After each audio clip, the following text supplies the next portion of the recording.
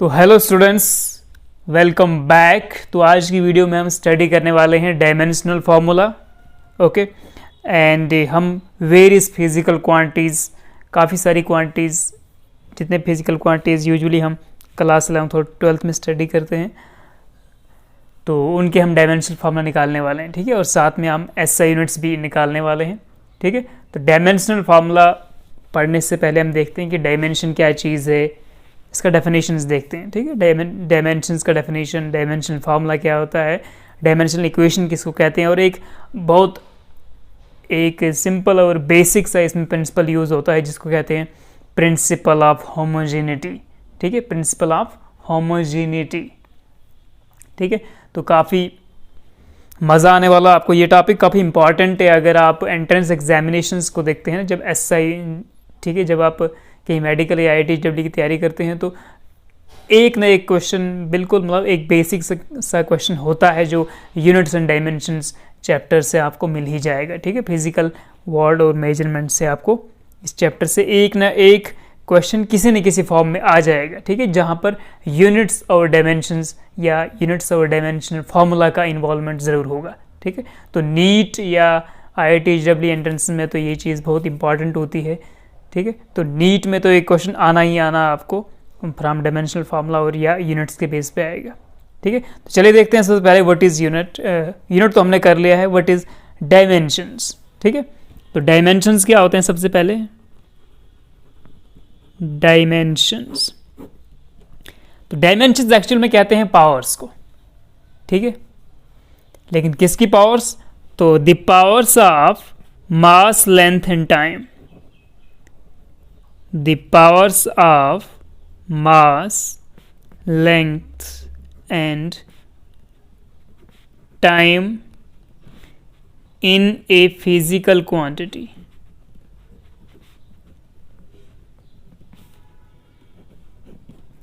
ठीक है, एक फिजिकल क्वांटिटी में मास, लेंथ और टाइम का जो पावर्स हैं उनको बोलते हैं डायमेंशंस।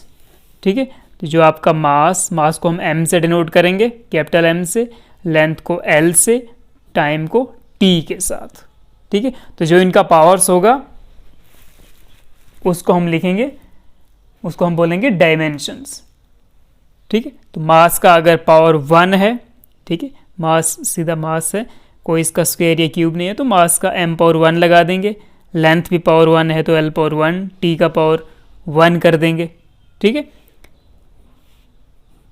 ओके, तो आपको डायमेंशंस जब निकालना है तो सपोज हम एग्जांपल लेते हैं, फॉर एग्जांपल वेलोसिटी का।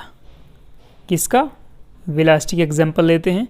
ठीक है, तो वेलोसिटी क्या होता है आपका, rate of change of displacement with time. Okay, तो इसको बोलते हैं हम rate of change of displacement with time, या हम बोल सकते हैं डिस्प्लेसमेंट अपॉन टाइम सिंपली। ठीक है, तो डिस्प्लेसमेंट अपॉन टाइम। अब डिस्प्लेसमेंट का क्या होता है, डिस्प्लेसमेंट क्या है, डिस्प्लेसमेंट एक्चुअल में देखा जाए तो लेंथ का डायमेंशन होगा इसका। ठीक है, यानी लेंथ के यूनिट्स होंगे, तो डिस्प्लेसमेंट देखा जाए तो लेंथ होती है, तो यहाँ पर हम लिखेंगे लेंथ। ठीक है, कितना है डिस्प्लेसमेंट का, पावर 1 अपॉन टाइम के लिए T लिखना है पावर 1।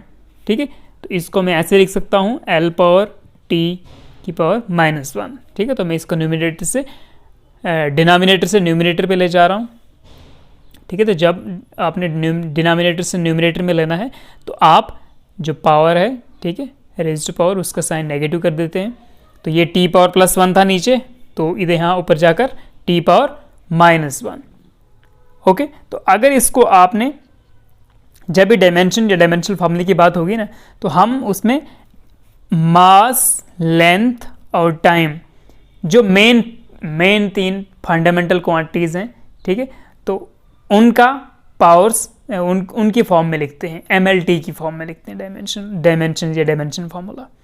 ठीक है, तो इसलिए मैं यहाँ पर M तो आया नहीं, ठीक है, क्योंकि इसमें मास इन्वॉल्व नहीं था। ठीक है, मास कहीं था नहीं, तो M पावर हम अपनी तरफ से 0 कर सकते हैं। ठीक है, ताकि ये MLT की फॉर्म में, एक्सप्रेशन हमारा MLT की फॉर्म में बने। तो m की पावर 0 लिख दूंगा मैं, l की पावर 1 ऑलरेडी है, t की पावर -1। ठीक है, और बाहर से ब्रैकेट्स में लिखते हैं, बिग ब्रैकेट्स। तो ये जो m की पावर है ना, मास की पावर 0, लेंथ की पावर 1, टाइम की पावर -1, तो ये चीज़ें हैं आपके पास डायमेंशंस, इनको बोलते हैं डायमेंशन। तो dimensions of mass, length and time in a physical quantity. तो ये एक फिजिकल क्वांटिटी का एक्सप्रेशन निकल गया, ठीक है। तो इसमें डिस्प्लेसमेंट यानी लेंथ का पावर 1 था, टाइम का पावर ऊपर जाएगा तो -1 हो जाएगा, और मास का अपनी तरफ से हमने 0 पावर दे दिया, मतलब मास का कुछ पावर नहीं है, तो anything raise power 0 equal to 1, इसलिए हम अपनी तरफ से m0 यूज़ कर सकते हैं। ओके, तो यहाँ पर हम बोल सकते हैं कि वेलोसिटी का कितना डायमेंशन है, velocity has 0 dimension in mass, 0 dimension in mass, plus 1 dimension in length, plus 1 dimension in length and -1 dimension in time। तो -1 dimension in time, ठीक है। तो ये है जस्ट एक हमने डेफिनेशन जैसे डिज़ाइन किया इसके लिए, ठीक है। तो डायमेंशंस क्या होते हैं, मास, लेंथ, टाइम, इनकी पावर्स किसी एक फिजिकल क्वांटिटी में, ठीक है। तो हम जब SI यूनिट्स वगैरह उनका सबका जितने भी फिजिकल क्वांटिटीज़ हैं, वेलोसिटी, टाइम, टेम्परेचर या acceleration, force, impulse, work, energy, power, ये सब फिजिकल क्वांटिटीज़ का हम जब निकालेंगे डायमेंशनल फार्मूला, ठीक है, तो हम पहले तो जनरली MLT में निकालते हैं डायमेंशंस, ठीक है, ये डायमेंशनल फार्मूला। लेकिन उसके बाद हमारे पास मास, लेंथ, टाइम, फिर टेम्परेचर का केल्विन वो भी आ जाता है, एम्पियर आ जाता है, इलेक्ट्रिक करंट का यूनिट, ठीक है, इलेक्ट्रिक करंट का सही यूनिट। ओके, तो जितने भी फंडामेंटल यूनिट्स हैं 7 SI यूनिट्स फंडामेंटल, ठीक है, तो उन क्वांटिटीज़ को लिया जाता है, ठीक है, यूजुअली 5, 6, 7 को, ठीक है, बाकी को नहीं ले जाता, इन्हीं बेस क्वांटिटीज़ को लिया जाता है, उन्हीं का जो यूनिट है उसको MLT का यूनिट नहीं, इसका तो जस्ट मास के लिए M, L लेंथ के लिए L एंड टाइम के लिए T, फिर उसके बाद जो टेम्परेचर है उसका टेम्परेचर का केल्विन लिया जाता है, ठीक है, K लिया जाता है, और इलेक्ट्रिक करंट का एम्पियर लिया जाता है। तो इस तरह डायमेंशनल फार्मूला हम बनाएंगे, ठीक है। तो ये हो गया डायमेंशन, जो powers of mass, length, time in a physical quantity. अब देखते हैं डायमेंशन फार्मूला, ठीक है। Now what is dimensional formula, dimensional formula, ठीक है, dimension formula. Okay, dimensional formula क्या हो जाएगा, जब किसी क्वांटिटी को हम एक्सप्रेस करते हैं, ठीक है, तो एक्सप्रेशन विच कंटेन्स, इसको हम लिख सकते हैं कि ये एक्सप्रेशन ऐसे होता है, expression which contains physical quantities, ठीक है, fundamental physical quantities with the powers, ठीक है, विद देयर पावर्स, तो उसको बोलेंगे हम डायमेंशनल फॉर्मूला। ओके, तो देखिए मैंने यहाँ पर लिख दिया है डायमेंशनल फॉर्मूला क्या होता है, the expression which contains the fundamental quantities with powers, ठीक है। तो जब फंडामेंटल क्वांटिटीज को आप लिखेंगे, मास, लेंथ, टाइम को MLT, ठीक है, विद उनके पावर्स, तो उसको बोलेंगे हम, उस एक्सप्रेशन को बोलेंगे डायमेंशनल फार्मूला, ठीक है। तो फॉर एग्जांपल जो वेलोसिटी का डायमेंशनल फार्मूला है तो वो क्या है, m0 L1 T-1, ठीक है, हमने क्वांटिटीज़ के साथ मास, लेंथ, टाइम, फंडामेंटल क्वांटिटीज़ के साथ उनकी पावर्स लिख डाली, ओके, और उसको रख दिया ब्रैकेट में। तो डायमेंशनल फार्मूला जो होता है हमेशा बिग ब्रैकेट में रखा जाता है, ओके। तो ये है, this is the dimensional formula for velocity, या ऑफ वेलोसिटी, जो आप बोलना चाहो। तो this is the dimensional formula of velocity या फॉर वेलोसिटी। तो ये वेलोसिटी के लिए डायमेंशनल फार्मूला है, ठीक है। तो इस तरह हम डायमेंशनल फार्मूला निकालेंगे नीचे। अब ये हो गया डायमेंशंस, जो पावर्स होती हैं ये डायमेंशंस हैं, ये बन गया पूरा डायमेंशनल फार्मूला। अब तीसरा होता है डायमेंशनल इक्वेशन, किसको कहेंगे आप, ठीक है। तो डायमेंशनल इक्वेशन, डायमेंशनल इक्वेशन, तो डायमेंशनल इक्वेशन कब बनता है, इक्वेशन में आपको पता है दो चीज़ों को इक्वेट करेंगे तो इक्वेशन बनेगा, ओके। तो डायमेंशनल इक्वेशन मतलब when a physical quantity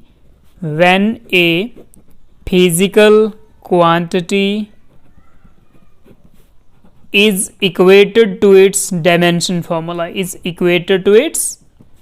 dimensional formula, then dimensional equation is framed या formed. ओके तो जब आप एक किसी फिजिकल क्वांटिटी को उसके डायमेंशनल फॉर्मूले के साथ इक्वेट करते हैं, ओके तो जैसे वेलोसिटी का डायमेंशन फॉर्मूला ये है, ओके तो वेलोसिटी को मैं एक तरफ लिखता हूँ इज इक्वल टू उसका डायमेंशन फॉर्मूला m0l1 t-1. ठीक है, आपको याद भी रखना है वेलोसिटी का डायमेंशन फॉर्मूला होता है, आप सीधा l1 t-1 भी याद रख सकते हो, पता आपको कि उधर m के ऊपर कुछ नहीं है तो m के ऊपर 0 आप लगा सकते हो खुद से. तो l1 t-1 जो है it is the dimension formula of velocity. Okay तो हमने क्या किया, velocity is the physical quantity जिसका ये डायमेंशन फार्मूला है, तो हमने इस फिजिकल क्वांटिटी को उसके डायमेंशन फार्मूले से इक्वेट कर दिया, इक्वल करके रखा हुआ है, तो ये आपका बन जाएगा डायमेंशनल इक्वेशन. ठीक है, डायमेंशनल इक्वेशन. ठीक है, तो काफ़ी सिंपल था. अब एक और चीज़ होती है जिसको बोलते हैं, जो यूजुअली यूज़ होता है जब हम डायमेंशन और डायमेंशन फार्मूला की बात करते हैं, एक प्रिंसिपल है जिसको बोलते हैं प्रिंसिपल ऑफ होमोजेनिटी. क्या बोलते हैं? Principal of homogeneity. So principal of homogeneity क्या कहता है, ये जब भी किसी इक्वेशन को चेक करना होता है, ठीक है, अगर दोनों तरफ उसका डायमेंशनल फार्मूला इक्वेट किया जाए, ठीक है, तो ये चेक करता है कि फार्मूला करेक्ट है या रॉन्ग है. ठीक है, कोई भी फार्मूला, जैसे अगर आप लेते हैं फार्मूला सपोज फोर्स का फार्मूला, ठीक है, force is equal to mass into acceleration होता है ma. ठीक है, तो हम क्या करेंगे, इसका डायमेंशन एक तरफ निकालेंगे, डायमेंशन फार्मूला एक तरफ, इसका दूसरी तरफ निकालेंगे. ठीक है, तो जब उन दोनों के डायमेंशन फार्मूले में जो पावर्स हैं, मतलब इस तरफ mlt ऐसे होगा, m1 l1 t-2 इधर भी आएगा और इधर भी आएगा m1 l1 t-2. ठीक है, तो प्रिंसिपल ऑफ होमोजेनिटी कहता है कि वही फार्मूला या वही इक्वेशन करेक्ट होगा जब दोनों तरफ जो डायमेंशंस हैं वो करेक्ट होंगे. जब यहाँ पर m की पावर 1 है, इस तरफ m की power 1, l power 1, l power 1, t-2, t-2, अगर दोनों तरफ सेम डायमेंशंस आते हैं, ठीक है, तभी जाकर ये फार्मूला एक्यूरेट है. ठीक है, तो इसका हम डेफिनेशन लिख सकते हैं कि according to the principle of homogeneity, according to the principle of homogeneity. ठीक है, होमो मीन्स सेम. ठीक है, तो homogeneity, according to the principle of homogeneity, only that formula or equation is correct, only that formula or equation is correct, that formula or equation will be correct या is correct या accurate, in which the dimensions of each term on the two sides of equation are equal, in which the dimensions of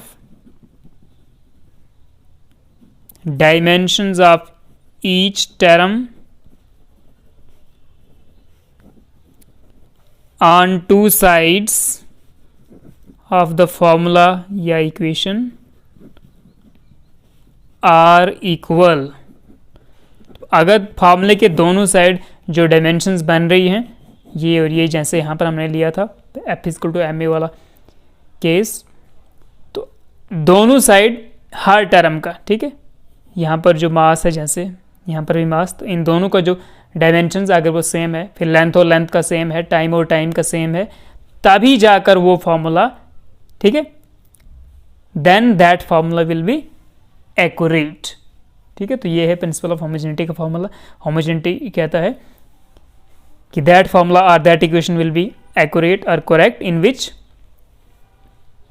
the dimensions of each term on both sides of the formula are equal. ठीक है, तो principal of homogeneity usually हम formulas को equate करना है, check करना है correct है या नहीं है, ठीक है। करेक्टनेस चेक करने के लिए हम प्रिंसिपल ऑफ होमोजेनिटी यूज़ करते हैं, ठीक है। इसमें देखना होता है बस दोनों साइड का पावर्स देखना है, MLT की इस तरफ भी पावर्स, उस तरफ की क्या पावर्स हैं, अगर वो इक्वल हैं दोनों तरफ, डायमेंशंस इक्वल हैं, तो means that formula is correct. Okay, तो अब चलते हैं, हम काफ़ी सारी फिजिकल क्वांटिटीज लेते हैं और उनका डायमेंशन फार्मूला डिस्कस करते हैं। ओके, सो चलिए अब देखते हैं, हम कुछ फिजिकल क्वांटिटीज लेते हैं। सबसे पहले मैं लिख रहा हूँ यहाँ पे फिजिकल क्वांटिटी, फिर लेते हैं उसका हम डेफिनेशन लेते हैं कि क्या फॉर्मूला है, क्या डेफिनेशन है, फिर लेते हैं उसका डायमेंशनल फॉर्मूला, और फिर उसके बाद साथ में SI यूनिट्स भी लिख डालेंगे, ठीक है, SI units. Okay, SI unit थोड़ा आगे चला गया तो ये मैं दिखाऊंगा आपको।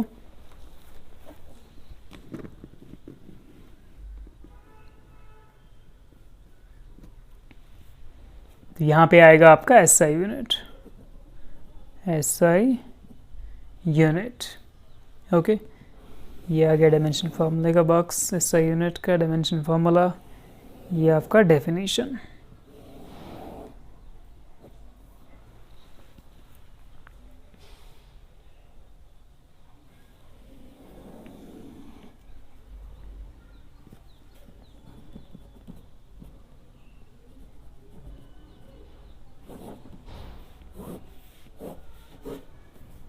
ओके, तो सबसे पहले हम लेते हैं, जैसे हमारा लेंथ मास टाइम है, तो इसका तो पता है आपको कि लेंथ का आएगा L1 M0 L1 T0, ऐसे लिख सकते हो।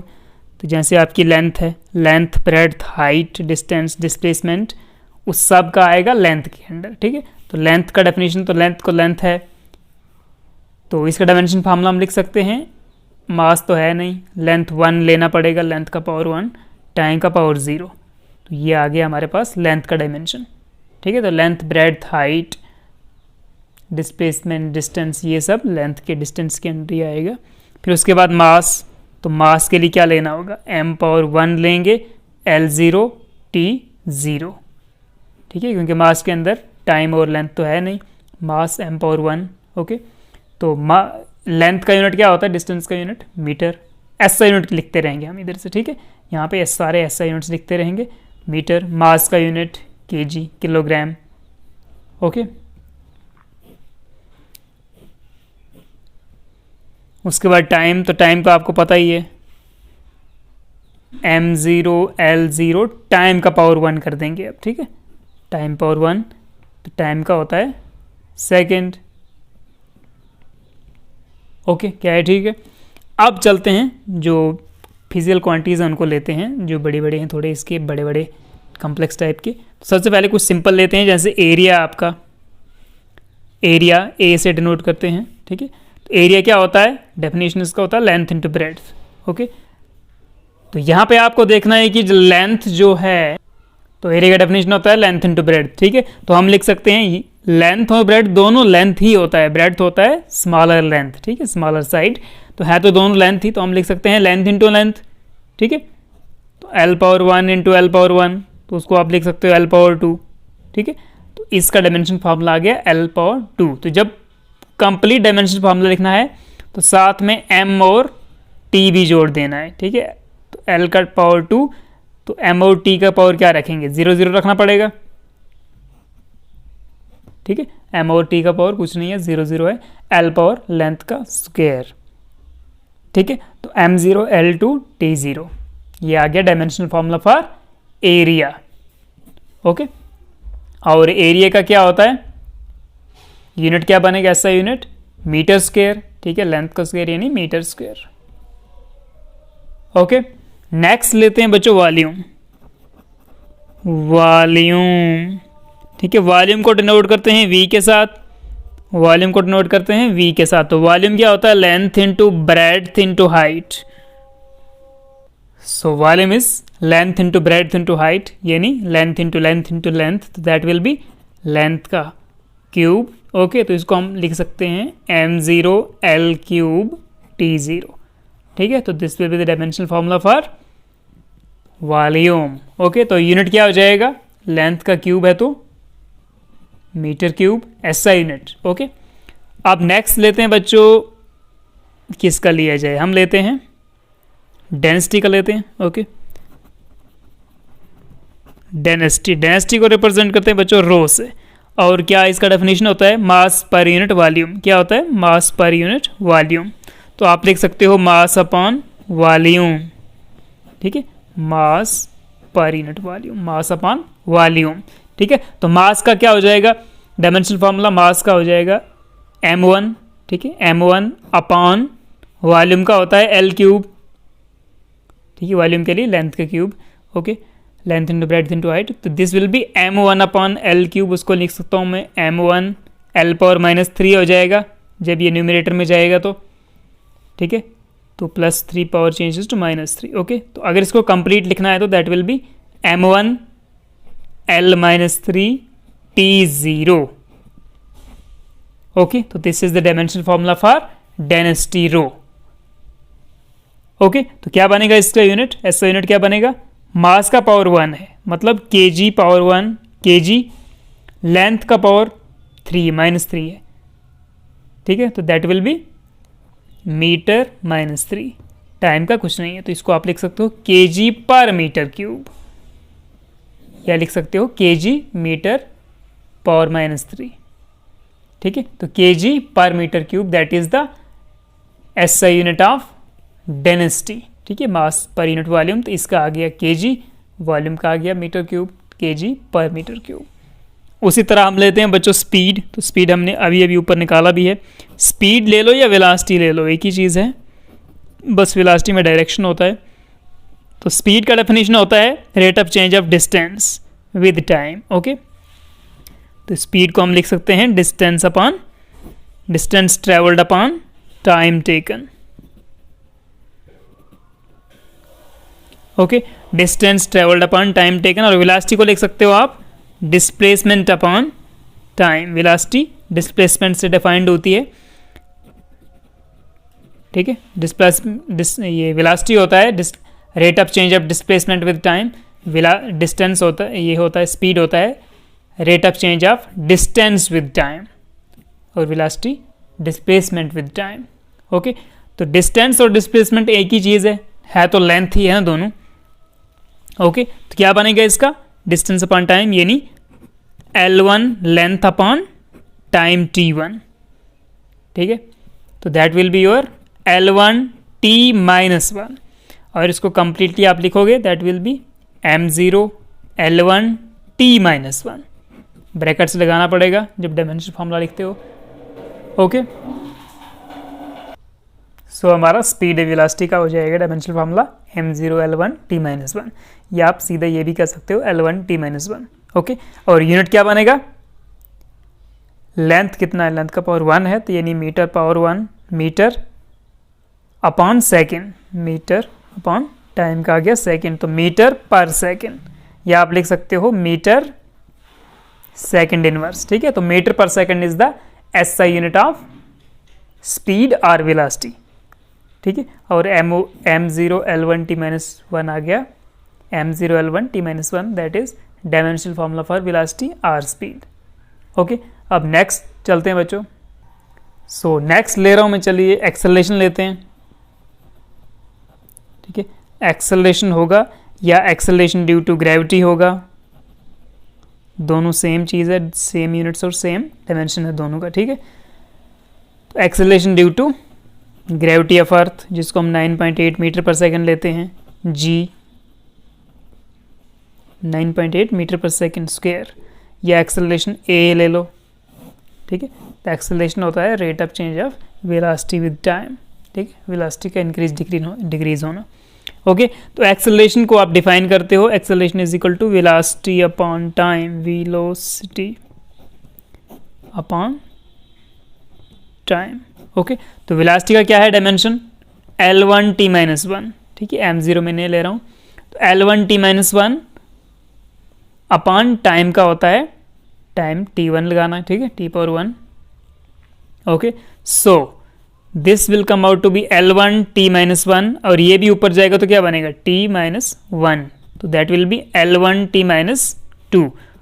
m भी लिख देते हैं साथ में, ठीक है, और ब्रैकेट्स में रखते हैं, तो that will B m0, m तो मास तो है नहीं इसमें, तो m की पावर 0 ले लेता हूँ, तो L1 T-2, तो L1 T-2, ठीक है, that is m0 L1 T-2, that is the dimensional formula for acceleration, ठीक है, और वही एक्सेलरेशन ड्यू टू ग्रेविटी का भी है, ठीक है, जो अर्थ का एक्सेलरेशन ड्यू टू ग्रेविटी होता है g is equal to 9.8 metre पर सेकेंड स्क्वायर, इस वैल्यू को याद रखना, ओके। तो इसका यूनिट होता है मीटर पर सेकेंड स्क्वायर, ठीक है, जिसको आप लिख सकते हो मीटर सेकेंड इनवर्स, सेकेंड -2, ठीक है, मीटर सेकेंड इनवर्स होता है वेलोसिटी का, तो इसका हो जाएगा मीटर पर सेकेंड स्क्वायर या मीटर सेकेंड की पावर -2, ठीक है। तो इसका वेलोसिटी का होता है L1 T-1 dimensional formula, m0 तो पता है कि m0 साथ में m0 है, तो जो एक्सेलरेशन का दैट इज L1 T-2, तो यहाँ पर -1 है और इधर -2 है, यही डिफरेंस है, ओके। डायमेंशनल फार्मूला में यही डिफरेंस है और यूनिट्स में भी, यहाँ पर सेकंड का पावर -1 है, यहाँ पर सेकंड का पावर -2 होगा, ठीक है, मीटर पर सेकंड और मीटर पर सेकंड स्क्वायर, ठीक है। तो ये हो गया वेलोसिटी और एक्सेलरेशन का, या स्पीड और एक्सेलरेशन का। अब लेते हैं हम एक, चलिए अब सीधा लेते हैं फोर्स का ले लेते हैं अब, ठीक है। फोर्स का डिफाइन करेंगे कैसे, तो फोर्स को हम नोट करते हैं ऐप से, ठीक है। तो फोर्स के लिए सिंपल हमारे पास एक आगे जाकर आपको पता चलेगा एक फॉर्मूला, मास इनटू एक्सेलरेशन, ठीक है। तो mass into acceleration, mass into acceleration आप डिफाइन करता है फोर्स को, ठीक है।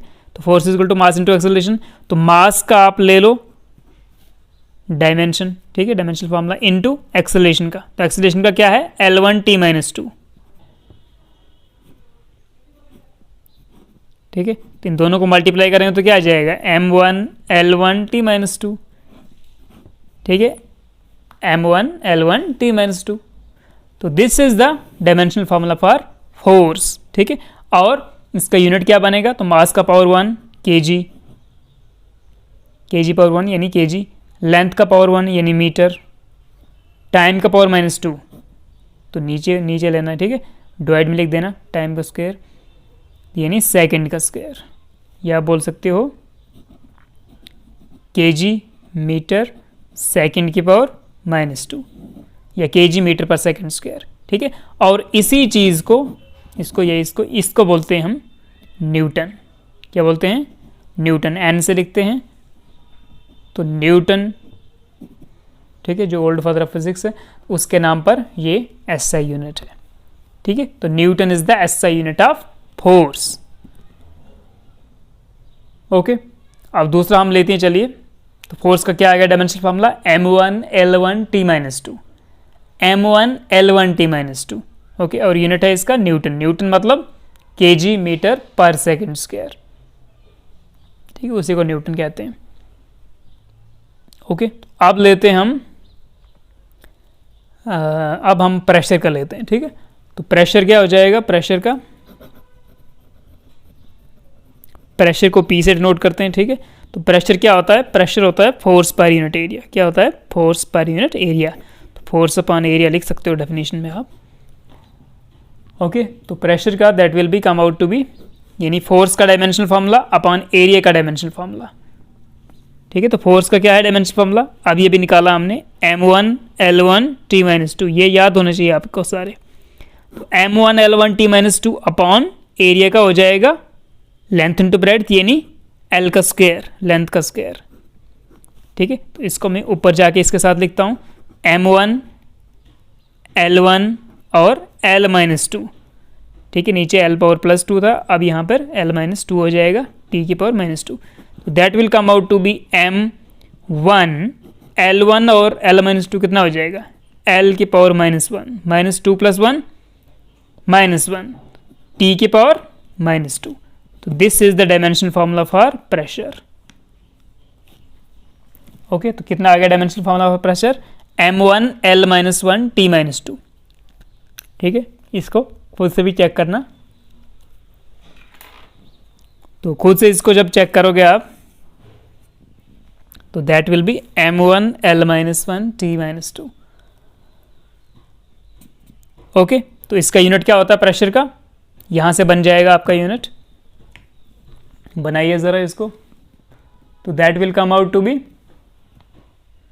कितना आ जाएगा, मास का पावर 1 है मतलब kg पावर 1, लेंथ का पावर -1 है मतलब मीटर पावर -1, टाइम यानी टाइम का यूनिट सेकंड का पावर -2, तो kg पर मीटर पर सेकंड स्क्वायर बोलेंगे इसको, kg पर मीटर सेकंड स्क्वायर ऐसे, ठीक है। पर का मतलब होता है रेशो बटा, ठीक है।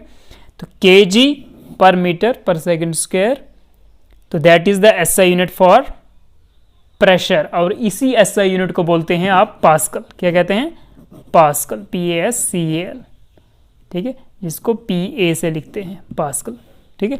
तो एसआई यूनिट क्या है प्रेशर का, प्रेशर का इसका यूनिट एसआई यूनिट आ गया पास्कल, ठीक है, जो इसी चीज से बनता है, इसी से बनता है आपका पास्कल, दैट इज kg पर मीटर पर सेकंड स्क्वायर, kg पर मीटर सेकंड स्क्वायर ऐसे, ठीक है। तो यही इसको पास्कल बोलते हैं, PA से रिप्रेजेंट करते हैं।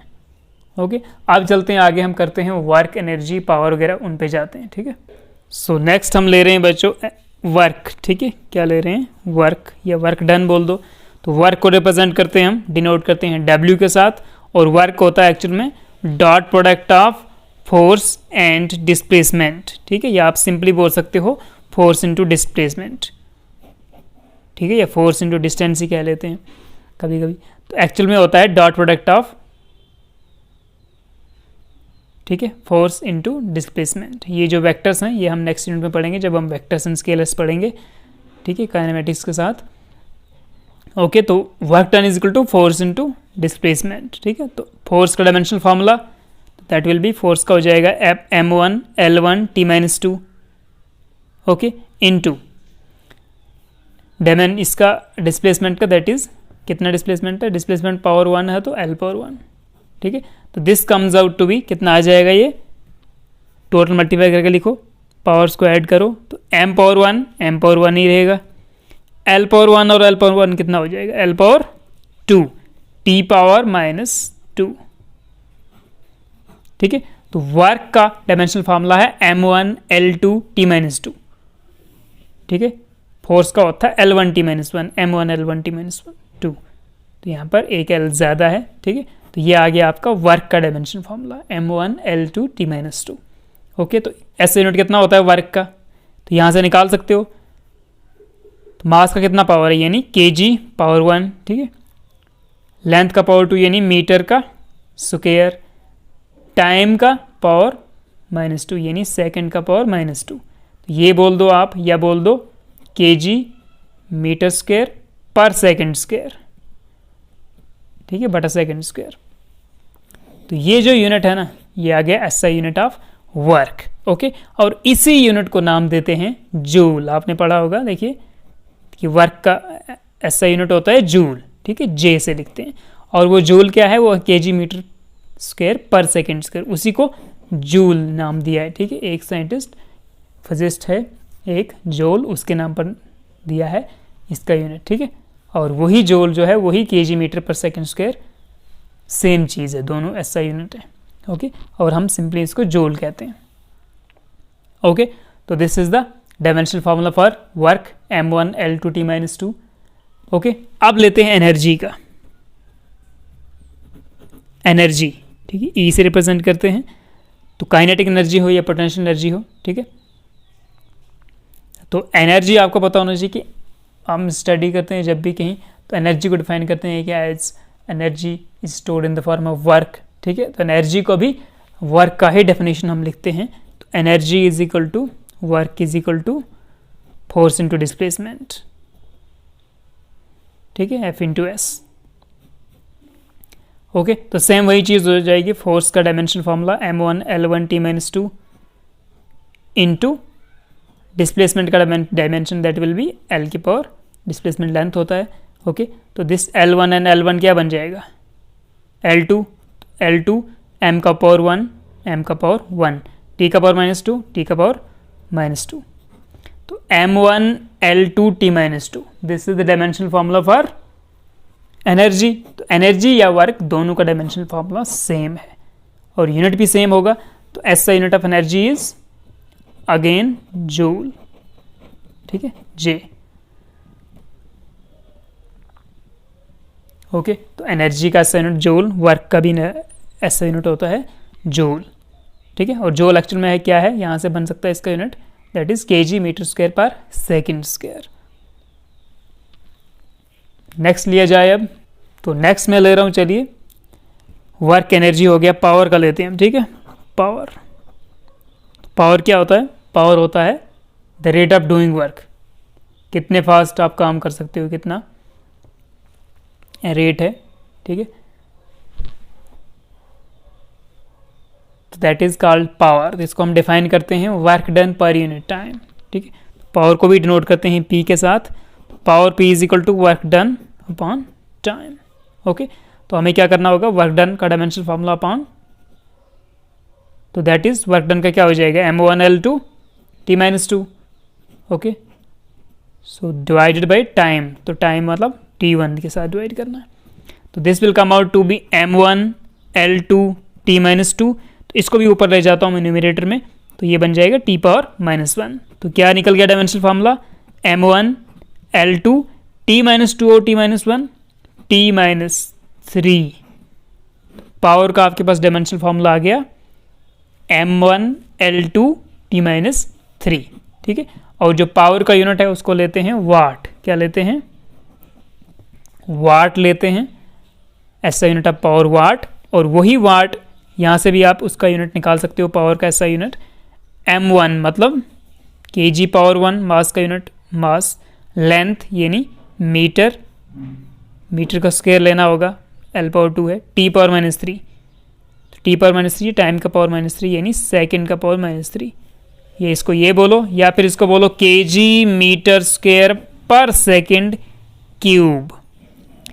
तो ये जो यूनिट है ये बोलो, ये बोलो, इसी को हम लेते हैं, इसी को बोला गया है वाट। वाट भी क्या है, एक फिजिस्ट का नाम है, ठीक है, उसके नाम पर दिया गया है पावर का यूनिट, ठीक है। तो पावर का डायमेंशनल फार्मूला निकल गया और इसका यूनिट भी, ठीक है। इसको प्रैक्टिस करना आपको सबको। नेक्स्ट लेते हैं बच्चों, नेक्स्ट लेते हैं हम, क्या लिए जाए, नेक्स्ट लेते हैं, चलिए हम लेते हैं इम्पल्स, ठीक है। तो इम्पल्स का डेफिनेशन क्या होता है देखते हैं। तो इसको आई से डिनोट कर सकते हो आप इम्पल्स को, तो आई इज इक्वल टू होता है फोर्स इनटू टाइम, ठीक है। तो यहाँ पर वही करना है आपको, क्या करना है, फोर्स का dimensional formula m1l1t-2 into dimensional formula of time, तो टाइम का हो जाएगा t1, ठीक है। m0 l0 नहीं ले रहा हूँ मैं, तो t1। ओके, तो इसको मल्टीप्लाई करके देखो, टाइम 1 और टाइम के पावर्स को देखो मल्टीप्लाई करके, तो ये बन गया m1l1t-2 और +1 कितना हो गया, तो -2 + 1 दैट इज -1, t⁻⁻1 ब्रैकेट्स लगा देते हैं। तो this is the dimensional formula for power. कितना आ जाएगा वो, कितना आ गया, दैट इज m1l1t-1, ठीक है। और यहाँ से आप इसका यूनिट भी निकाल सकते हो, ऐसा यूनिट मास का पावर 1 यानी kg⁻1, तो लेंथ का यूनिट क्या होगा, मीटर, तो मीटर पावर 1, टाइम यानी सेकेंड का पावर -1, t⁻⁻1। तो इसको मैं लिख सकता हूँ kg मीटर पर सेकेंड, ठीक है। ये बोल दो, ये लिखो, कोई टेंशन नहीं है। और इसी चीज़ को इम्पल्स को ना, इसका कुछ नाम नहीं है, मे बी इसका नाम मुझे याद ना हो, ठीक है। तो इसका यूनिट आ गया ऐसा यूनिट kg मीटर पर सेकेंड, और डायमेंशनल फार्मूला आ गया m1l1t-1। ओके, नेक्स्ट लेते हैं बच्चों, नेक्स्ट लेते हैं हम स्ट्रेस। स्ट्रेस क्या चीज़ है, तो देखिए स्ट्रेस को डिफाइन किया जाता है फोर्स पर यूनिट एरिया। कैसे डिफाइन करते हैं, फोर्स पर यूनिट एरिया, ठीक है। फोर्स अपॉन एरिया से डिफाइन किया जाता है, दैट इज स्ट्रेस। और फोर्स अपॉन एरिया मतलब फोर्स का डायमेंशनल फार्मूला, और इसको डिवाइड कर दीजिए आप एरिया के डायमेंशनल फार्मूले से, तो एरिया के क्या हो जाएगा, एरिया का डायमेंशन हो जाएगा l²। ओके, तो that will B m1l1t-2 into L square ऊपर जाएगा तो l की पावर -2, ठीक है। तो that comes out to be m1l1 और l-2 कितना हो जाएगा, base are same, powers are added or subtracted, तो l की पावर 1 r -2, l का मैं l लिख रहा हूँ 1 - 2 -1, t का पावर -2 ही रहेगा। तो m1l1 l-1 t-2, m1l-1 t-2, this is the dimensional formula for stress, ठीक है, फोर्स पर यूनिट एरिया इसका डेफिनेशन होता है, ठीक है। तो यहाँ से आप यूनिट भी बना सकते हो, kg मास का पावर यूनिट 1 है, मास का यूनिट आ गया kg, तो पावर 1 है तो kg पावर 1, लेंथ यानी मीटर का पावर -1, टाइम यानी सेकंड का पावर -2, इसको आप लिख सकते हो kg पर मीटर सेकंड, ठीक है। तो ये आ गया SI यूनिट ऑफ स्ट्रेस। उसी तरह दूसरा होता है जिसको बोलते हैं स्ट्रेन, क्या बोलते हैं, ये थोड़ा नीचे चला गया है, ओके। तो यहाँ से देख सकते हो आप, इसका आ गया m1 फिर l1 माइनस, हाँ m1l1 नहीं, यहाँ पर l-2 था तो l1 l-2 that is l power -1 t पर -2, तो m1 l पावर -1 t पर -2, और इसी का यूनिट बन गया kg पर मीटर सेकेंड, सेकेंड स्क्वायर है भाई यहाँ पे, kg पर मीटर सेकेंड स्क्वायर, ओके। तो इसी तरह हमारे पास होता है स्ट्रेन का, किसका, स्ट्रेन, तो STRAIN स्ट्रेन, ठीक है। तो स्ट्रेन का डेफिनेशन होता है कि change in configuration to the original configuration. क्या होता है स्ट्रेन का definition, change in configuration to the original configuration, इनका रेशो होता है, ठीक है। Suppose change in length upon original length, change in length कितना लेंथ में चेंज हुआ डिवाइड बाई ओरिजिनल लेंथ कितना था, ठीक है। इसको हम बोलते हैं चेंज इन कन्फिगरेशन, ठीक है। कन्फिगरेशन चेंज मतलब चेंज साइज में भी चेंज हो सकता है, लेंथ में हो सकता है चेंज, या किसी का सरफेस एरिया बढ़ सकता है, या वॉल्यूम बढ़ सकता है। तो उसी तरह हम सीधा बोल देते हैं कि कन्फिगरेशन, कन्फिगरेशन मीन्स लेंथ भी बढ़ सकता है, एरिया बढ़ सकता है, वॉल्यूम बढ़ सकता है किसी चीज़ का, तो that is change in configuration to the original configuration, ठीक है। तो चेंज इन कन्फिगरेशन मतलब डेल्टा एल से लिख रहे हैं हम, चेंज इन लेंथ, तो जितना कन्फिगरेशन का जो डायमेंशनल फार्मूला होगा वही इस चीज़ का भी होगा। तो चेंज इन लेंथ मतलब उसमें लेंथ कुछ बड़ा होगा, तो यानी l पावर 1 अपॉन ओरिजिनल, तो ओरिजिनल लेंथ कितना था वो भी कुछ ना कुछ लेंथ होगा, ठीक है। तो उसको भी L1 ही लिखेंगे। तो इसमें हमारे पास आता है ये L0 हो जाएगा, ठीक है। जब ये ऊपर जाएगा तो m0 l पावर 1 और l पावर -1 कितना हो जाएगा L0 t0, ठीक है। तो इसका हमारे पास डायमेंशन फार्मूला जो है उसमें डायमेंशन 0 0 आता है, ठीक है। मतलब ये डायमेंशन लेस है, इसका डायमेंशन फार्मूला नहीं आता है कुछ भी, ना m में कुछ आता है पावर, ना l में ना t में। तो इसको बोलेंगे हम डायमेंशन लेस फिजिकल क्वांटिटी, क्या बोलेंगे, डायमेंशन लेस फिजिकल क्वांटिटी। तो ये डायमेंशन लेस है, मतलब इसका dimension formula m0 l0 t0, ठीक है। कोई डायमेंशन है ही नहीं पावर में, mlt के पावर में कुछ भी नहीं है, जस्ट 0 0 आ गया हमारे पास। तो ये डायमेंशन लेस है, ठीक है। इसका डायमेंशन फार्मूला नहीं आता है, तो लिखना ही हो तो m0 l0 t0 लिख सकते हो आप, ठीक है। Otherwise dimension less quantity. और इसका यूनिट जो है तो देखिए लेंथ बटा लेंथ, तो मीटर बटा मीटर, तो वो भी मीटर पावर 0 हो जाएगा। तो kg यूनिट भी इसका क्या हो जाएगा, नो यूनिट्स, ठीक है। यूनिट लेस क्वांटिटी है ये, यूनिट लेस क्वांटिटी, ओके। तो इसका यूनिट नहीं होता है, किसका, स्ट्रेन का। स्ट्रेस का यूनिट होता है फोर्स अपॉन एरिया, तो यूनिट भी होता है इसका और डायमेंशन फार्मूला निकलता है। कुछ कुछ क्वांटिटीज होती हैं जिनका डायमेंशन फार्मूला नहीं होता है, फिर भी यूनिट निकाला जाता है, ठीक है। और कुछ कुछ क्वांटिटीज ऐसी होंगी हो सकता है कि, ठीक है, तो ज़्यादा क्वांटिटीज नहीं है कि कुछ कुछ, लेकिन जो कांस्टेंट क्वांटिटीज होती हैं तो उनका किसी किसी का डायमेंशन फार्मूला 0 आ जाता है, ठीक है। और कभी कभी यूनिट होता है, या कोई यूनिट लेस है तो उसका डायमेंशन भी नहीं होगा, ठीक है। तो जो भी रेशो होगा जिसमें भी आपको जिसका डेफिनेशन रेशो होगा, ठीक, जैसे change in length to original length था, तो ये एक रेशो था, तो जब भी रेशो होगा तो वो क्वांटिटी डायमेंशनलेस हो जाएगी, ठीक है, वहाँ पर आपको डायमेंशन 0 मिल जाएगा, ठीक है, डायमेंशन फॉर्मूला नहीं होगा वहाँ पे, तो उसको बोलेंगे डायमेंशनलेस फिजिकल क्वांटिटी। ओके, तो आप नेक्स्ट कुछ हम थोड़े थोड़े से अलग भी लेते हैं। सो नेक्स्ट देखिए हमारे पास है कोफिशिएंट ऑफ इलास्टिसिटी। तो कोफिशिएंट ऑफ इलास्टिसिटी किस तरह डिफाइन करते हैं?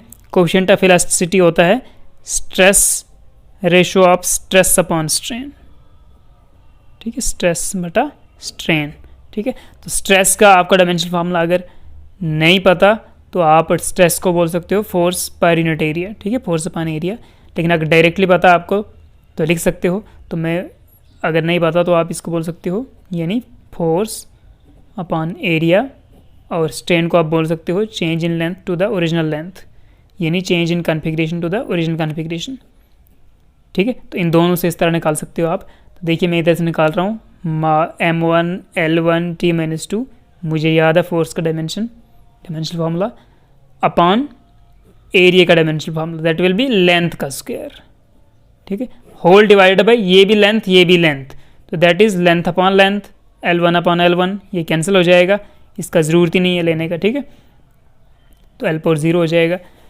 तो ये बचेगा आपके पास, तो ये है m1 L1 T-2, इसको भी ऊपर ले लेते हैं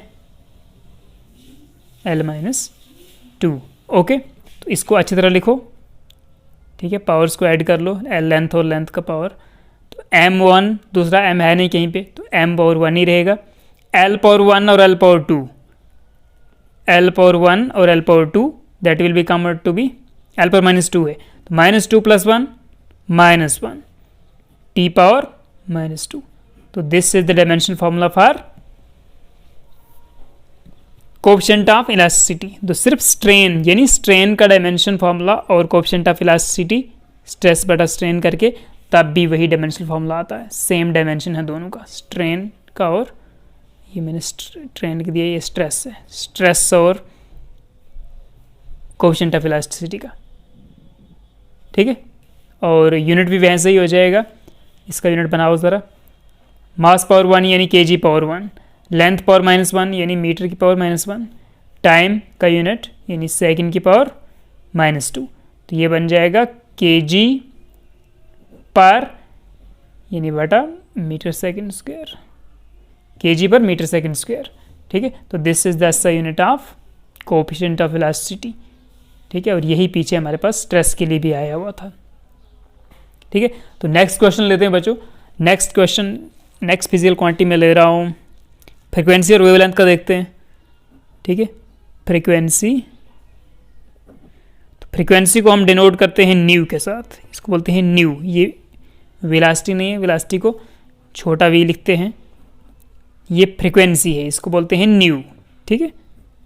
एक म्यू होता है जो हमें आगे यूज़ करना है रिफ्रैक्टिव इंडेक्स के लिए, तो इसको पढ़ना है न्यू, ठीक है, एन वाला न्यू, एन वाले न्यू की तरह। तो न्यू इसका डेफिनेशन होता है nu is equal to 1 upon time period, ठीक है। तो यहाँ पर क्या करना हमको, बस 1 अपॉन टाइम पीरियड क्या हो जाएगा, t पावर 1 इसका डायमेंशन, ओके। तो ये इसको मैं ऊपर ले जाऊँगा तो t पावर -1, अगर कंप्लीट लिखूँगा तो m0 L0 t पावर -1, ठीक है। तो t पावर -1 आ गया इसका डायमेंशनल फार्मूला, और यूनिट क्या बनेगा इसका, तो t पावर -1 यानी सेकेंड इनवर्स, सेकेंड का पावर -1, या बोल दो 1 अपॉन सेकेंड, ठीक है। तो सेकेंड इनवर्स या 1 अपॉन सेकेंड, इसी चीज़ को बोलते हैं, इसी चीज़ का दूसरा यूनिट जिसको बोलते हैं हर्ट्ज, क्या बोलते हैं, HERTZ, हर्ट्ज, और लिखते हैं कैपिटल HZ से, कैसे लिखते हैं, कैपिटल H और स्मॉल z, हर्ट्ज। तो हर्ट्ज एक साइंटिस्ट था जिसके बारे में आप क्लास 12th में पढ़ोगे, जब आप यूनिट 6-7 पढ़ोगे क्लास 12th का, ओके। तो हर्ट्ज साइंटिस्ट था जिसने वेव्स वगैरह पे काफ़ी काम किया, ओके। तो उसके नाम पर जो फ्रिक्वेंसी का यूनिट है nu is equal to time का इनवर्स, ठीक है, 1 अपॉन टाइम पीरियड, सो उसको हम सेकंड इनवर्स को बोल दो या 1/सेकंड बोलो या हर्ट्ज बोलो, ठीक है। तो that is your SI unit of frequency, ठीक है। अब लेते हैं वेवलेंथ, ठीक है। वेव लेंथ, तो वेव लेंथ से ही आपको पता चल रहा है कि वेव की लेंथ की बात हो रही है, तो इसका मतलब ये लेंथ होगा। इसको डिनोट करते हैं लैम्डा के साथ, क्या कैसे, लैम्डा बोलते हैं इसको, लैम्डा, लैम बी भी होता है इधर, LAMBD, तो बी को थोड़ा साइलेंट कर देना, सीधा लैम्डा ही बोलना है, ठीक है। तो या लैम्डा भी बोल सकते हो। तो यह है लैम्डा और यह है लेंथ, ठीक है। तो L1 लिखो आप, या टोटल करके आप बोल सकते हो M0 L0 L1 M0 L1 T0, ठीक है। तो that will the dimensional formula for wavelength, यानी लेंथ का डायमेंशन ये भी लेंथ ही है, और यूनिट क्या बनेगा, मीटर। तो वेवलेंथ को मेजर करते हैं मीटर्स में, ऐसा unit is metre. Okay, next लेते हैं बच्चों। नेक्स्ट हमारे पास मैं ले रहा हूँ, एक और चीज़ आपने पढ़ा होगा टेंशन या थ्रस्ट के बारे में, ठीक है। तो एक चीज़ जिसको बोलते हैं हम थ्रस्ट, ठीक है, और दूसरा ऐसा ही लफ्ज़ होता है जिसको बोलते हैं टेंशन।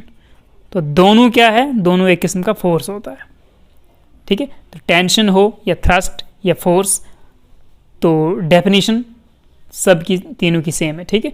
तो tension, thrust, force, thrust, tension, ये टेंशन को टी से लिखते हैं, ठीक है। तो थ्रस्ट को जस्ट फोर्स से लिखते हैं। तो ये होता क्या है, फोर्स, ठीक है। तो हमें फोर्स का डायमेंशन लिखना है यहाँ पे। तो फोर्स का डायमेंशन अगर आपको आता है तो ठीक है, अगर नहीं आता तो force is equal to mass into acceleration भी कर सकते हो, ठीक है। डेफिनेशन फॉर्मूला लिख सकते हो फोर्स का, ओके। तो अगर आपको पता है तो that is m1 L1 T-2, this is the dimension formula for force. तो वही थ्रस्ट का और टेंशन का सेम हो जाएगा, ठीक है। तो टेंशन फोर्स होता है, थ्रस्ट फोर्स होता है, ओके।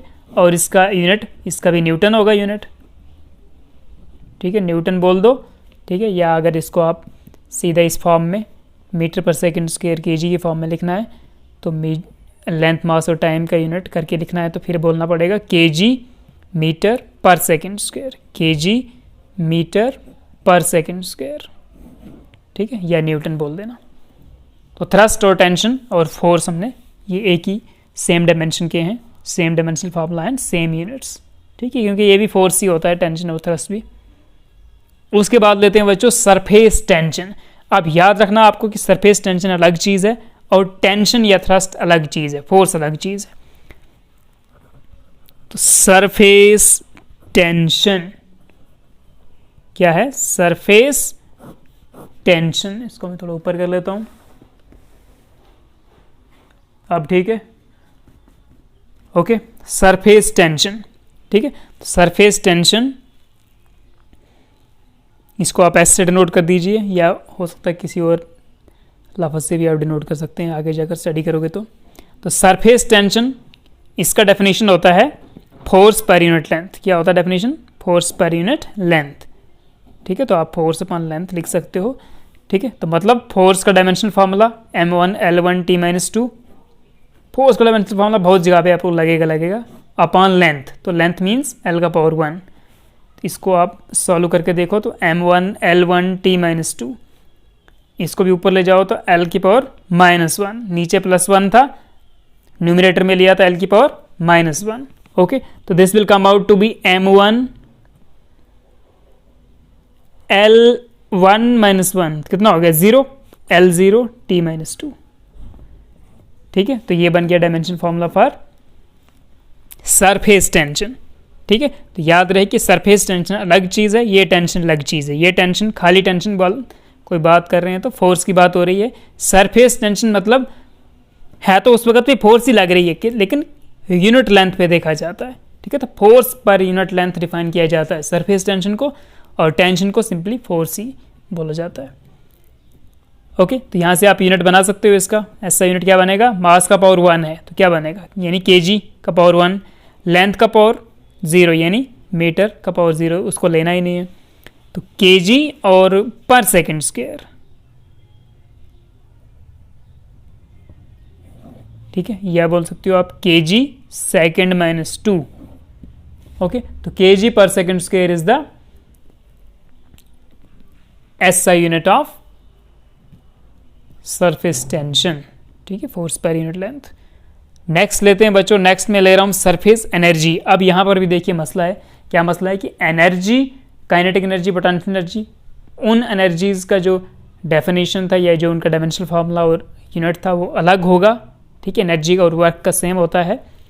तो जो यहाँ पे आपका सरफेस एनर्जी होगा वो अलग चीज़ है, उसका डेफिनेशन थोड़ा अलग है। तो सरफेस एनर्जी, ठीक है, सरफेस एनर्जी, इसको डिनोट करते हैं सिग्मा के साथ कभी कभी। तो सरफेस एनर्जी जो होती है ना, ये होती है एनर्जी, ठीक है, सरफेस एनर्जी क्या होती है, एनर्जी पर यूनिट एरिया, ठीक है, सरफेस एनर्जी को डिफाइन किया जाता है energy per unit area. Okay, तो इसका मतलब एनर्जी का डायमेंशन यानी वर्क का dimension, that comes out to be m1L2T-2।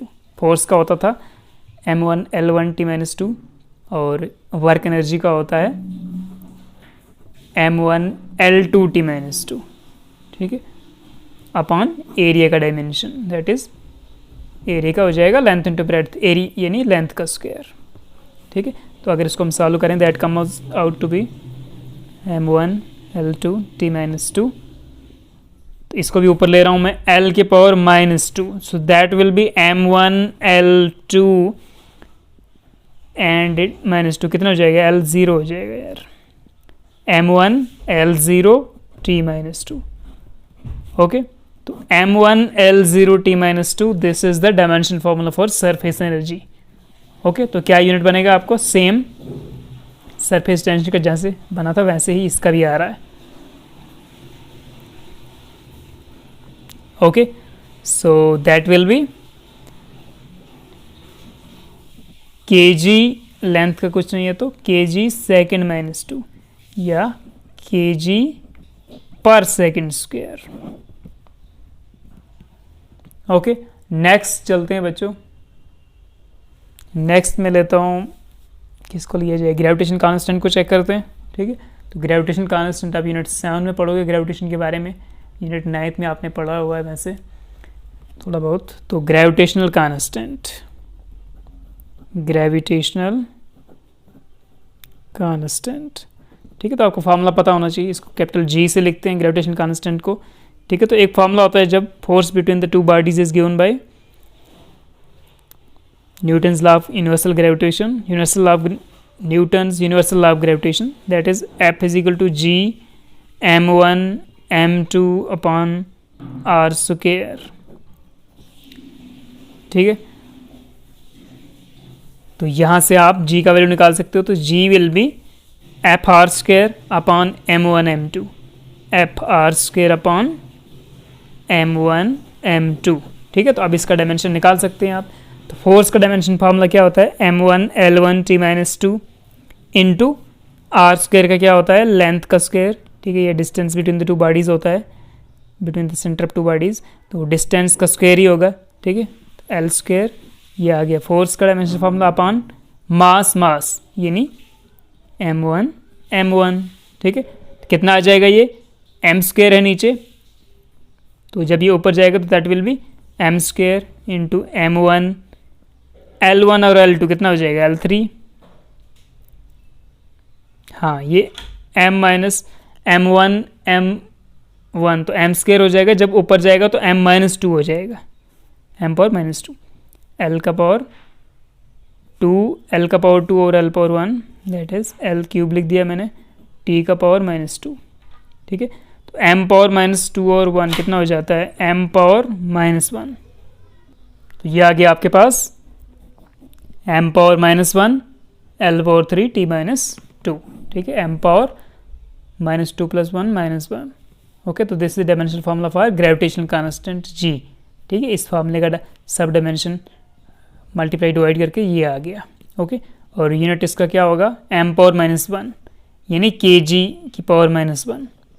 Okay, so L power 3 यानी मीटर क्यूब, T पावर -2 यानी सेकेंड का पावर -2। तो आप बोल सकते हो मीटर क्यूब पर kg सेकेंड स्क्वायर, ठीक है। तो ये चीज़ यही आएगी। तो this is the SI unit for gravitational constant g, ठीक है। और ये आ गया डायमेंशन फार्मूला, ठीक है। तो इस तरह हम काफ़ी डायमेंशन फार्मूले निकाल सकते हैं।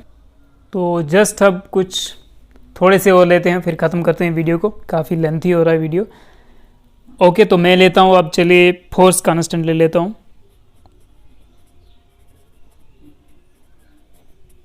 ठीक है।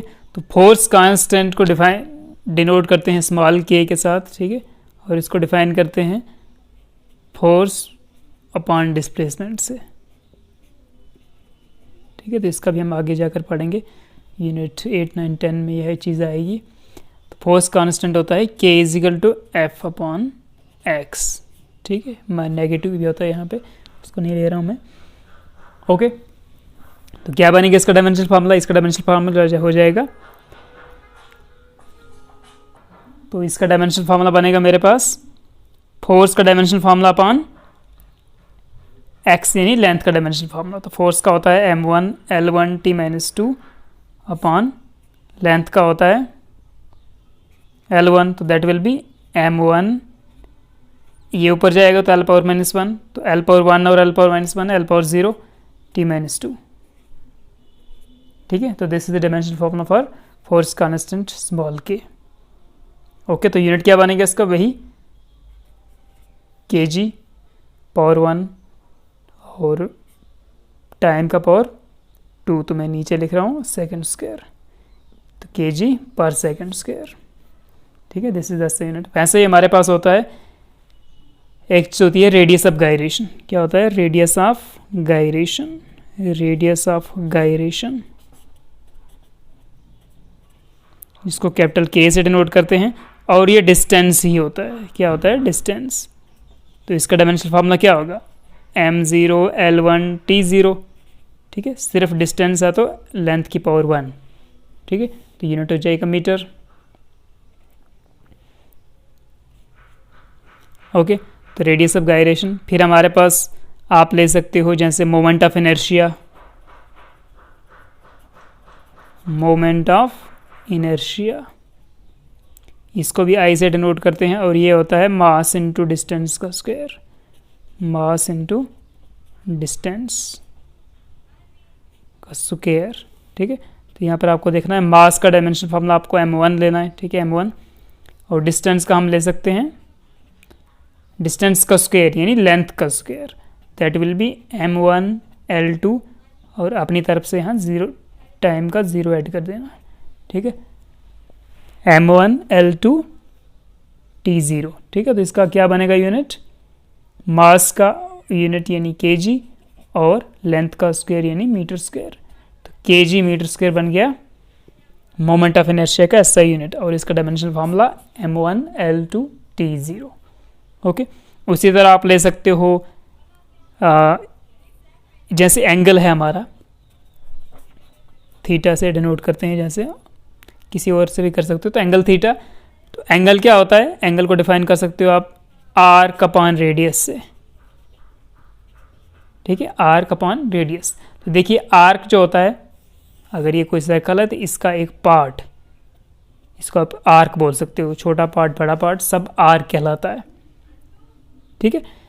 और रेडियस होता है सेंटर से यहाँ तक का डिस्टेंस, ठीक है, सर्कल तक, सेंटर सर्कल से बाहर सरफेस तक डिस्टेंस। तो दिस इज योर रेडियस, और ये भी आर्क है, ठीक है। तो आर्क भी तो, ये रेडियस लेंथ है, तो ये आर्क भी तो लेंथ है ना, सर्कल का पार्ट है, लेंथ है ये भी, तो इसका मतलब लेंथ अपॉन लेंथ। तो इसका डायमेंशन फार्मूला आ जाएगा L1 अपॉन L1 यानी L0। तो इसको कंप्लीट लिखना है तो m0 L0 T0। तो ये भी एक क्या है?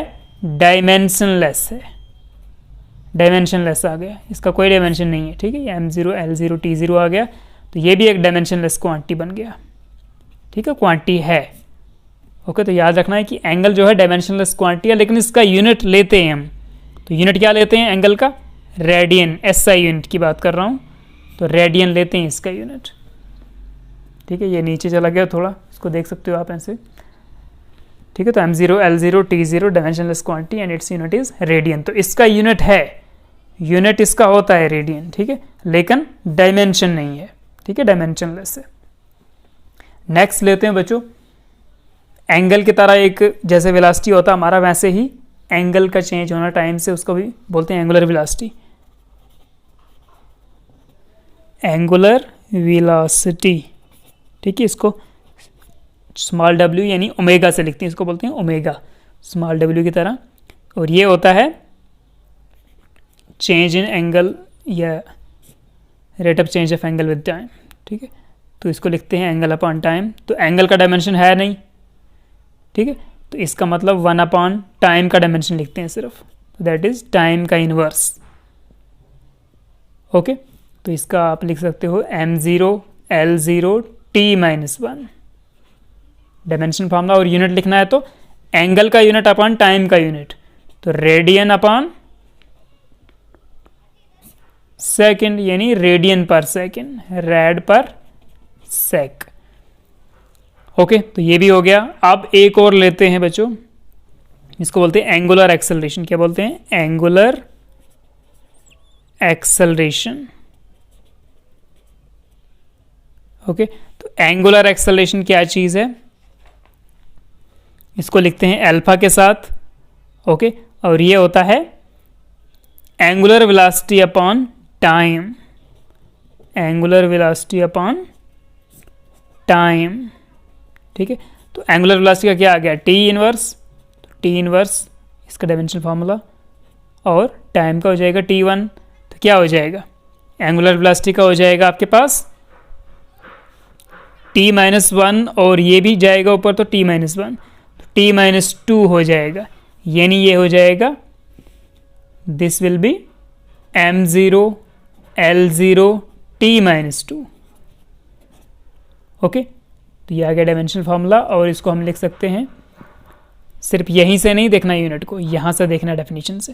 तो एंगुलर वेलोसिटी का हो जाएगा, एंगुलर वेलोसिटी का भी अभी निकला था रेडियन पर सेकेंड, ठीक है, और डिवाइड बाई टाइम भी है। तो यहाँ पे आप लिख सकते हो एक और सेकेंड, रेडियन पर सेकेंड इंटू सेकेंड, तो दैट विल बी रेडियन पर सेकेंड स्क्वायर, रेडियन पर सेकेंड स्क्वायर, या बोल सकते हो रेडियन सेकेंड की पावर -2, रेडियन सेकेंड की पावर -2। तो that is the unit of angular velocity, ठीक है। तो ये कुछ यूनिट्स थे, जैसे ये यूनिट है हमारे पास एंगुलर वेलोसिटी, नहीं एंगल। तो एंगल जो है डायमेंशनलेस क्वांटिटी है, डायमेंशन फॉर्मूला इसका नहीं है, डायमेंशंस नहीं है, बट यूनिट है, ठीक है, यूनिटलेस नहीं है, यूनिट है। ओके, तो एक और फिजिकल क्वांटिटी में लेता हूं जिसको बोलते हैं स्पेसिफिक ग्रेविटी। क्या बोलते हैं? Specific gravity. So specific gravity, specific gravity, या इसका दूसरा नाम है जिसको बोलते हैं रिलेटिव डेंसिटी, ठीक है। दो डेंसिटी का रिलेशन है, रेशो है, रिलेटिव डेंसिटी, ठीक है। ओके, तो रिलेटिव डेंसिटी या स्पेसिफिक ग्रेविटी को डिफाइन किया जाता है एक सबस्टेंस का density upon density of another substance, जिसको बोलते हैं रेफरेंस सबस्टेंस या रेफरेंस सबस्टेंस या रेफरेंस मटेरियल,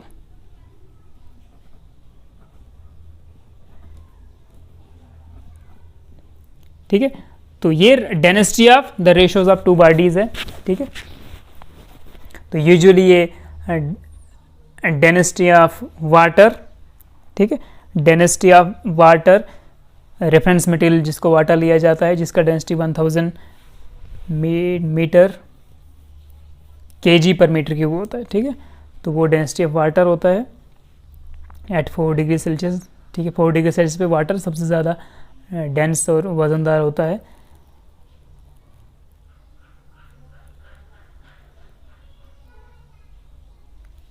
उसको लिया जाता है रेफरेंस मटेरियल, ठीक है, वाटर के कंसेप्ट से। तो किसी भी सब्सटेंस का मेजर किया जाता है, ठीक है, तो उनका रेशियो निकाला जाता है with water, density of that substance with density of water, उन दोनों का रेशियो करके तो उसको बोलते हैं स्पेसिफिक ग्रेविटी या रिलेटिव डेंसिटी। ठीक है, तो अगर ये रेशो 1 से कम आया तो वो चीज़ फ्लोट करेगी वाटर में, वाटर के ऊपर, और अगर 1 से ज़्यादा आ गया तो वाटर में सिंक हो जाएगी। ओके, तो this is density upon density. इसका मतलब डेंसिटी का ऊपर से जो डेंसिटी का फॉर्मूला होगा, ठीक है, डेंसिटी का जो डायमेंशन होगा दैट इज, डेंसिटी होता है मास पर इंटू वॉल्यूम, तो दैट इज m1L - 3 T0, और नीचे से भी डेंसिटी है तो m1L - 3 T0। ओके, तो ये दोनों का आपके पास डायमेंशनलेस बन जाएगा, m0L0 T0। तो जो आपका स्पेसिफिक ग्रेविटी है या रिलेटिव डेंसिटी है वो एक डायमेंशनलेस क्वांटिटी है और इसका यूनिट भी नहीं है। तो ये है डायमेंशनलेस और यूनिटलेस, डायमेंशनलेस और यूनिट भी इसका यूनिटलेस है, यूनिट भी नहीं है। ठीक है, तो यूनिटलेस और डायमेंशनलेस क्वांटिटी है हमारे पास स्पेसिफिक ग्रेविटी या रिलेटिव डेंसिटी। ठीक है, तो जैसे हमारा आइस है, तो आइस का रिलेटिव डेंसिटी जो माना जाता है दैट इज, ठीक है, जैसे आइस क्यूब्स ले लो, तो आइस क्यूब्स का रिलेटिव डेंसिटी होता है 0.91 के आसपास, क्योंकि आइस जो होती है फ्लोट करती है वाटर पे, तो वाटर से कम डेंसिटी है इसका मतलब इसका। ठीक है, तो इसलिए ये वाटर के ऊपर फ्लोट करेगी, so it floats on water. ठीक है, तो कोई भी मटेरियल जिसका रिलेटिव डेंसिटी अगर 1 से ज़्यादा है, क्योंकि ये 1 से कम है, तो अगर किसी का डेंसिटी 1 से ग्रेटर देन होगा तो वो सिंक करेगी, और 1 से कम होगा, रिलेटिव डेंसिटी 1 से कम होगा तो वो फ्लोट करेगी, और 1 से ज़्यादा है तो पानी में सिंक करेगी। ठीक है, वाटर में डूब जाएगी। ठीक है, तो ये था स्पेसिफिक ग्रेविटी का कंसेप्ट, उसका डायमेंशनल फार्मूला और यूनिट, तो दोनों डायमेंशनलेस क्वांटिटी है और यूनिटलेस है। ओके, तो आप लेते हैं कुछ थोड़े से ज़्यादा टफ नहीं है बट ले लेते हैं इनको भी। तो एक है हमारे पास जैसे प्लैंक्स कांस्टेंट, बस ये 2-3 लेते हैं फिर बहुत है। तो प्लैंक्स कांस्टेंट इसको डिनोट करते हैं h के साथ। इसका वैल्यू भी याद रखना आपको, वो होता है 6.626 × 10⁻34 जूल सेकेंड। ठीक है, तो जो प्लैंक्स कांस्टेंट है उसका वैल्यू इतना होता है और यूनिट होता है joule second. Joule is the unit of energy and work. ठीक है, तो joule second is the unit of Planck's constant. Okay, तो अगर इसका एक फार्मूला होता है हमारे पास, और एनर्जी का एक फार्मूला होता है E = h न्यू, तो वहाँ से h का वैल्यू आप निकाल सकते हो, h = E/ν हो जाएगा। ठीक है, फिर E का डायमेंशन अपॉन इसका डायमेंशन फ्रीक्वेंसी का, तो एनर्जी का डायमेंशन फार्मूला क्या होता है, m1L2 T-2। एनर्जी और वर्क का same dimension formula, same unit है, अपॉन फ्रीक्वेंसी, तो फ्रीक्वेंसी को आप लिख सकते हो 1/T। ठीक है, तो यानी T इनवर्स, इसको लिख सकते हैं हम फ्रीक्वेंसी को टाइम का इनवर्स।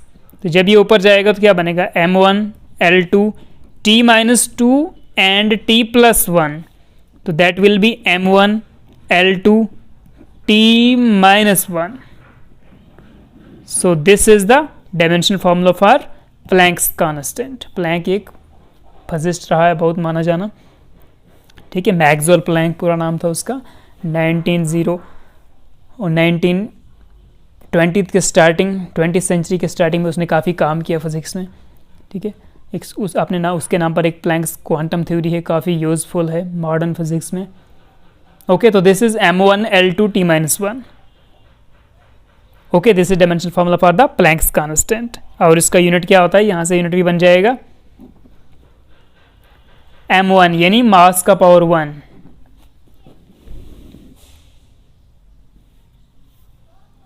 तो चलो इसको देखते हैं। तो मास का पावर 1, तो मतलब मास मीन्स kg, मास का यूनिट kg, लेंथ का यूनिट मीटर, तो मीटर स्क्वायर लिखना होगा, टाइम यानी सेकंड का इनवर्स। ठीक है, तो kg मीटर स्क्वायर पर सेकंड, इसी यूनिट को बोलते हैं जूल सेकंड।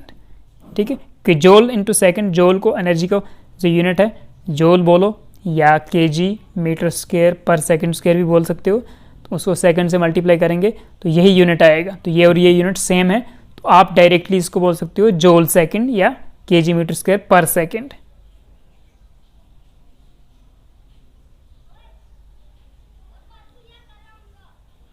ठीक है, ओके। आप नेक्स्ट लेते हैं यूनिवर्सल गैस कांस्टेंट। किसका? यूनिवर्सल गैस कांस्टेंट का, जिसको आप केमिस्ट्री में काफ़ी बार यूजुअली पढ़ते रहते हो और फिजिक्स में भी आपको 11th क्लास में काफ़ी इसके ऊपर थर्मोडायनेमिक्स में काफ़ी पढ़ना है। तो that is universal gas constant. Universal gas constant, इसको आर से डिनोट करते हैं, ठीक है। और ये निकलता कहाँ से है? एक होता है ideal gas equation, ideal gas equation, ठीक है। तो आइडियल गैस इक्वेशन वो होती है P is equal to N R T. N होता है नंबर ऑफ मोल्स, मतलब नंबर है एक, ये 1 मोल 2 मोल 3 मोल, ठीक है। R is the universal gas constant, T stands for temperature, okay. So V stands for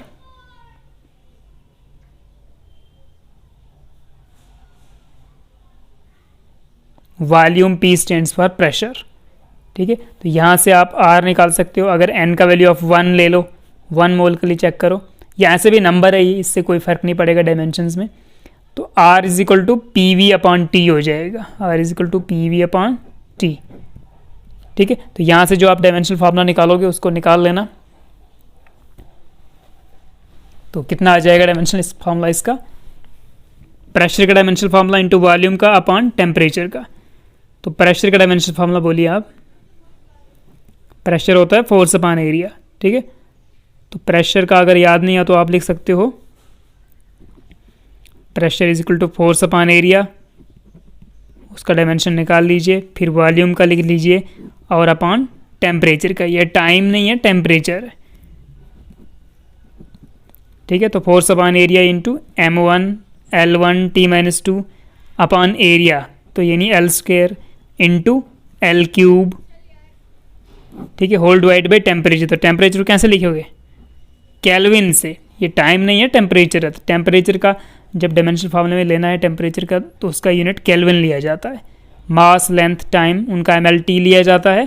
temperature का केल्विन, उसका यूनिट का डिनोटेशन लिया जाता है, नोटेशन के, केल्विन, ठीक है। और इलेक्ट्रिक करंट होगा तो उसका भी यूनिट का एम्पियर A लिया जाता है, ओके। तो ये के आ गया। देखिए यहाँ पर L स्क्वायर है तो L क्यूब, एक L बचेगा ना, तो L1 और L1 कितना हो जाएगा? M1 L2 T-2,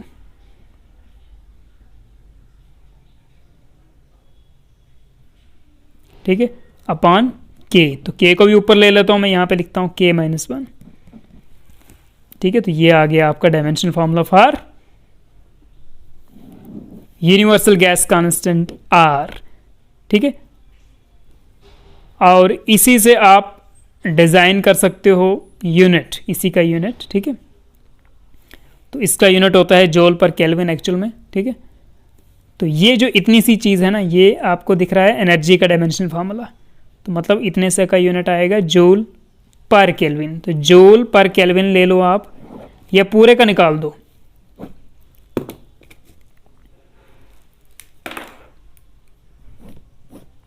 तो इसका आ गया जूल पर केल्विन, या ऐसे बोल दो केजी मीटर स्क्वायर पर सेकंड स्क्वायर, या सेकंड की पावर -2 पर केल्विन, ठीक है। तो ये चीज़ जो है ये है एनर्जी का यूनिट जूल।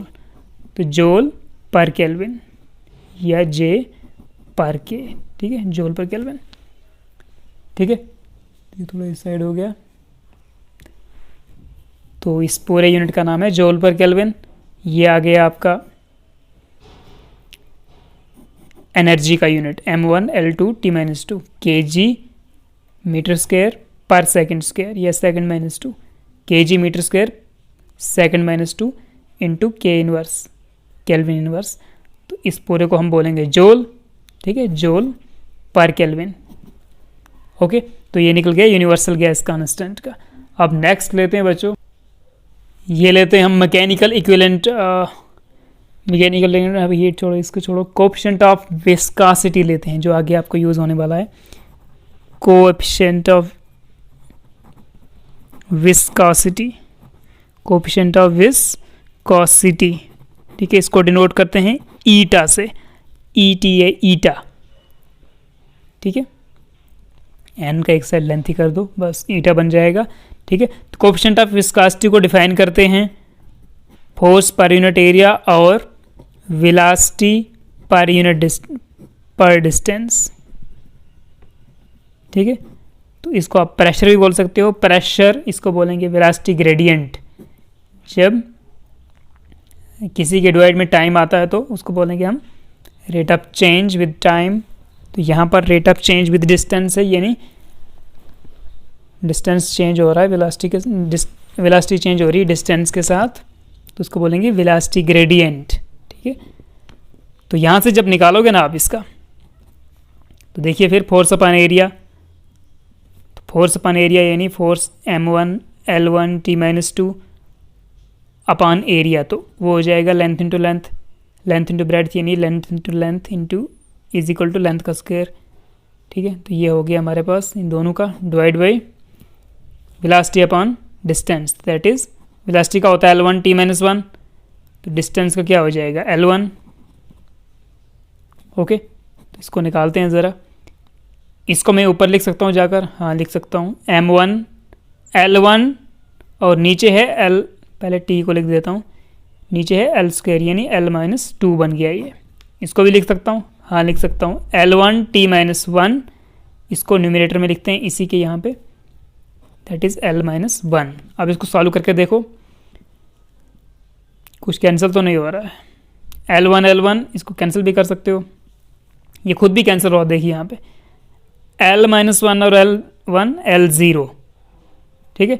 तो M1 इसको और इसको मल्टीप्लाई करो ज़रा, तो ये बन जाएगा -2 + 1 -1, तो M1 L-1 T-2 अपान ये और ये L0 हो जाएगा, L1 और L-1 L0, तो T-1 ये रहेगा यहाँ पे, ठीक है। इस T-1 को ऊपर ले जाओगे तो ये बनेगा T+1, ठीक है। तो कितना आ जाएगा, that will be M1 L-1 T-2 + 1 फिर -1, तो M1 L1 T-1, this is the SI unit for dimensional formula for viscosity.